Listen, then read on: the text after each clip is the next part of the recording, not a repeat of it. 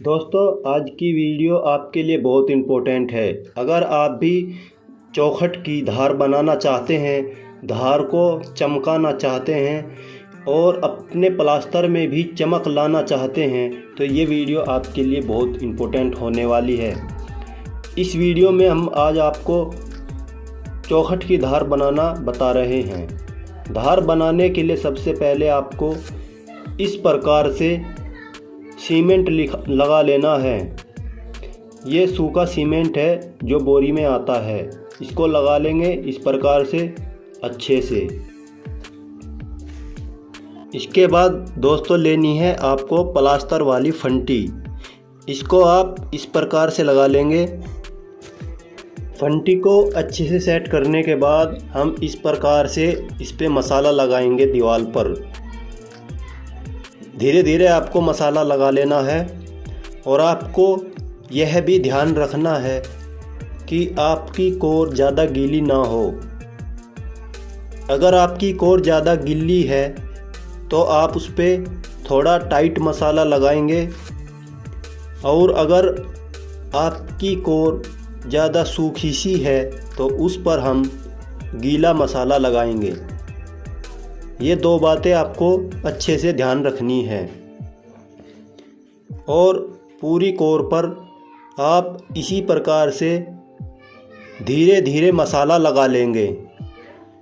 मसाला लगाने के बाद आपको इस प्रकार से गुटका लेकर इस पे चलाना है। बहुत हल्के हाथ से गुटका चलाना है और फट्टी को हम दबाकर रखेंगे। अगर गीला है तो हम सूखा मसाला इस प्रकार से लगाएंगे और फिर गुटका चला लेंगे। जहाँ भी गड्ढा होगा वहाँ पर मसाला लगा करके गुटका हम चला लेंगे इसी प्रकार। अगर मसाला गीला है तो उस पर हम सूखा मसाला भी लगा लेंगे साथ ही साथ। जब आप अच्छी प्रकार से गुटका फेर लेंगे और आपकी कोर की फिनिशिंग हो जाएगी तो इस प्रकार से आपको फंटी ऊपर की साइड हटानी है, ये ध्यान रखना है।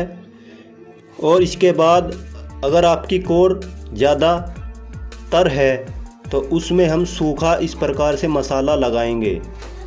हमने पहले ही बताया था अगर कोर ज़्यादा तर है तो हम सूखा मसाले का इस्तेमाल करेंगे, अगर सूखी है तो हम गीले मसाले का उपयोग करेंगे। और इसके बाद हम गुटका फेर लेंगे।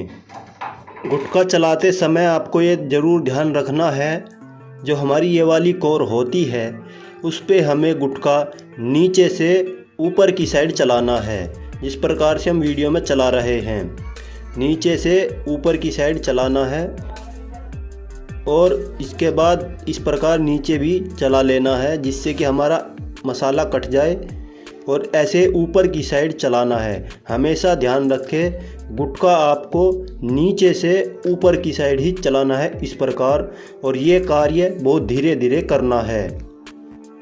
अगर आपकी कोर अभी भी तर है तो उस कोर पर इस प्रकार से हम सूखा मसाला लगा लेंगे, जिस प्रकार से हम सूखा मसाला लगा रहे हैं। अगर आपकी कोर में ज़्यादा पानी है, नमी बनी हुई है ज़्यादा, तो इस प्रकार आपको सूखा मसाला लगा लेना है।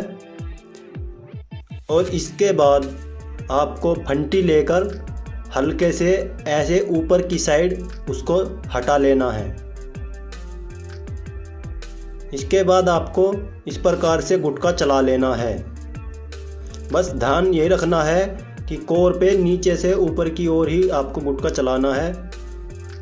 इस प्रकार आपकी कोर बन जाएगी। इसके बाद दोस्तों काम ख़त्म करने के बाद आपको छोटी करनी यानी मझोले से आपको इस प्रकार कोने से मसाला हटा लेना है। इससे आपके प्लास्टर में चमक आ जाएगी और कोने आपके अच्छी प्रकार मिल जाएंगे। इससे आपका प्लास्टर देखने में और भी खूबसूरत लगेगा। ये थोड़ी देर का काम है। इस प्रकार आपको मसाला काट लेना है कोनों से, ऊपर से भी और नीचे से भी। इससे आपका प्लास्टर बिल्कुल एकदम अच्छी क्वालिटी का दिखेगा। मझोला आपको ये धीरे धीरे चलाना है, हाथ बहकते ही आपका मसाला कट जाएगा, इसलिए सावधानी से इस काम को करना है। इसके बाद दोस्तों आपको मसाला काटने के बाद जो हमारी चौखट या विंडो होती है उस पर मसाला लग जाता है। साथ ही साथ आपको ये मसाला भी हटा लेना है। अगर आप साथ के साथ इस मसाले को हटा देंगे तो हमारी चौखट पर या जंगले पर मसाला नहीं सूखेगा। इसके बाद आपको एक कपड़ा लेकर के जंगले को आपको साफ़ कर लेना है, या आपकी चौखट की बाजू है तो उसको भी इसी प्रकार से साफ़ कर लेना है।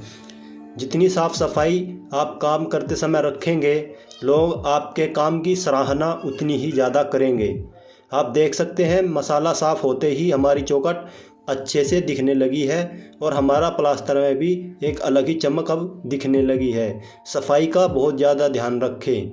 जितनी ज़्यादा सफाई रखेंगे उतना ही काम आपका अच्छा लगेगा और लोग आपकी सराहना करेंगे। दोस्तों, अगर आप चाहते हैं कि आपके प्लास्टर में और अधिक चमक आ जाए तो उसके लिए आपको ऐसी फोम का इस्तेमाल करना है। ये वही फोम है जो हमारे बेड शीट में या कहे के गद्दे में हमारे फोम निकलती है। आपको ऐसी फोम ले लेनी है और उसको इसी प्रकार से प्लास्टर पर फेरना है। टाइट हाथ से इसको नहीं फेरना है, हल्के हल्के हाथ से इसको चलाना है और आप देखेंगे कि कितनी ही बेहतरीन इसमें शाइनिंग आ चुकी है। आप इसी प्रकार से इसमें फोम चला लेंगे। दोस्तों, कम तराई होने की वजह से अगर फोम मारने के बाद आपकी दीवार पर रेत सा चमकता है तो आपको ऐसा मुलायम कपड़ा ले लेना है और हल्के हल्के हाथ से इस प्रकार से उस रेत को हटा लेना है जो फोम फेरने के बाद ऊपर आ जाता है। अगर आपकी दीवार अच्छी प्रकार से तर होगी तो आपके दीवार पर ऊपर रेत नहीं चमकेगा। अगर आपकी तराई सूख जाती है धूप की वजह से या पानी कम लगाने की वजह से तो आपको फोम फेरने के बाद इस प्रकार से आपको ये कपड़ा फेर लेना है। इस कपड़े से आपका जो ऊपर का रेत लगा हुआ है वो हट जाता है। आप देख सकते हैं बिल्कुल फुल फुला इसको रखना है मुलायम और हल्के हल्के हाथ से ऐसे फेरना है धीरे धीरे। उम्मीद है दोस्तों ये जानकारी आपको पसंद आई होगी। अगर पसंद आई है तो इस वीडियो को एक लाइक करें और अपने दोस्तों के साथ शेयर करें। मिलते हैं हम अगली वीडियो में।